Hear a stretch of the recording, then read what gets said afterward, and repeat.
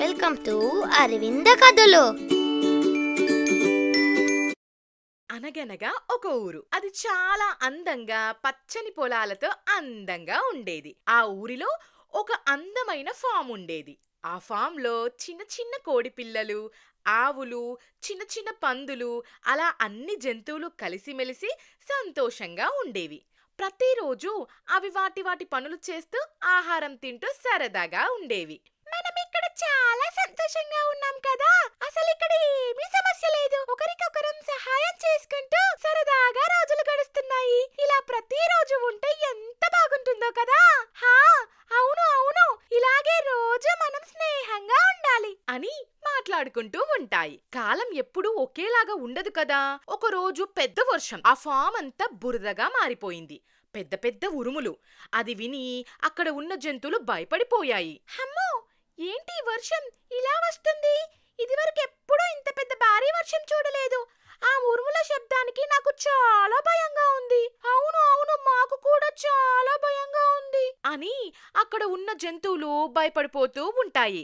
అప్పుడు ఆ సమయంలో మీను అనే ఒక ఆవు ఒక చిన్న దూడకి జన్మనిస్తుంది. అది చూడడానికి అందంగా చిన్న చిన్న చెవులతో ముద్దుగా ఉంది. కానీ అది మిగిలిన ఆవుల్లాగా కాకుండా నీలి రంగులో ఉంటుంది. అది చూసి మిగిలిన జంతువులు ఆశ్చర్యపోతాయి. ఆ దూడ నీలి రంగులో ఉండడం వల్ల వాటికేదో ప్రమాదం జరగబోతుందని అవి భయపడిపోతాయి. మిగిలిన జంతువులు వచ్చి దాని తల్లితో ఇలా మాట్లాడతాయి. ఈ దూడను చూసావో, నీలి రంగులో ఉంది. అసలు ఇలా ఏ ఆవు ఉండదు. ఇది ఇలా ఉండడానికి కారణమేంటో మాకు అర్థం కావడం లేదు. దీనివల్ల మనకేదో ఆపద రాబోతుందని అనిపిస్తుంది. కాబట్టి మనం జాగ్రత్తగా ఉండాలి. అది విని మీను, అది ఏ రంగులో ఉన్న నా బిడ్డ, నాకది అందంగానే ఉంది. దానివల్ల మనకు ఏమీ ప్రమాదం రాదు, మీరు భయపడకండి అని చెప్తుంది. అది విని మిగిలిన జంతువులు కొంచెం భయంగానే ఉంటాయి. కాలం గడుస్తున్న కొద్దీ ఆ నీలిరంగు దూడ కొన్ని జంతువులకు ప్రీతికరంగా మారింది. మిగిలిన జంతువులతో స్నేహంగా ఉంటూ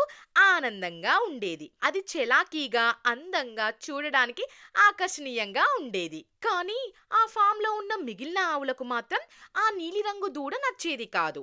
ఆ దూడని చూసి ఎప్పుడూ కోపంగా అసహించుకునేవి. ఆ చిన్ని నీలిరంగు దూడకు అది మాత్రం అర్థమయ్యేది కాదు. చాలా బాధపడిపోయేది. అసలు ఈ నీలిరంగు దూడ ఇక్కడ ఉండడం నాకు నచ్చలేదు. మనందరం ఒకేలాగా ఉంటాం, అది మాత్రం వేరేలాగా ఉంది. దీనివల్ల ఎప్పటికైనా మనకు ప్రమాదం ఎదుర్కోవలసి ఉంటుంది అని అనుకుంటాయి. నీలిరంగు దూడ చాలా సార్లు వెళ్లి మిగిలిన ఆవులతో కలిసి ఆడుకుందాం అనుకుంటుంది. కానీ అవి వాటితో కలవనివ్వకుండా దానిని ఎగతాళిగా, నువ్వు మాలో ఒకడివి కాదు, నువ్వసలు ఆవువే కాదు, మేమందరం ఒకే రంగులో ఉంటాం, నువ్వు మాత్రం నీలి రంగులో ఉంటావు అని దానిని ఏడిపిస్తూ ఉండేవారు. ఆ మాటలు విని నీలిరంగు దూడ చాలా బాధపడిపోతుంది. అయితే ఒకరోజు ఒక వ్యక్తి ఆ ఫామ్కి వస్తాడు. వచ్చి ఆ ఫామ్ అంతా తిరిగి చూసి వెళ్ళిపోతాడు. ఆ సమయంలో చుట్టుపక్కన ఉన్న ఫామ్స్ కొన్ని మూసివేస్తారు. అది విన్న జంతువులు చాలా భయపడిపోతాయి. వారి ఫామ్ కూడా త్వరలో మూసేస్తారేమో అని అనుకుంటాయి. అది చూసారా, ఆ వ్యక్తి ఫామ్ అంతా తిరిగి చూస్తున్నాడు. మన ఫామ్ కూడా మిగిలిన ఫామ్స్ లాగా మూసేస్తారో ఏమో. అయ్యో, మనందరం ఇక ఇంత స్వేచ్ఛ లేకుండా బ్రతకాలి. నాకు బందీగా ఉండడం నచ్చదు. ఇక్కడ వాతావరణం మనకు సంతోషాన్నిస్తుంది. ఇక మనం బందీగా మారిపోతాం అని బాధపడడం మొదలు పెడతాయి. అప్పుడు ఒక ఆవు ఇలా చెప్తుంది. రేపు ఫామ్ ఇన్స్పెక్టర్ మన ఫామ్కి వస్తాడు. ఫామ్ అంతా తిరిగి చూస్తాడు. అప్పుడు పొరపాటున నీలిరంగు దూడను చూసి అది వింతగా ఉందని మన ఫామ్ కూడా మూసేయమంటే మన పరిస్థితి ఏంటి? అవును, అందుకే ఈ నీలిరంగు దూడను మనము ఆ ఇన్స్పెక్టర్కి కనిపించకుండా బంధించాలి అని నిర్ణయించుకుంటాయి. అది విని నీలిరంగు దూడ చాలా బాధపడుతుంది. దాన్ని చూసి దాని తల్లి మీను ఇలా చెప్తుంది.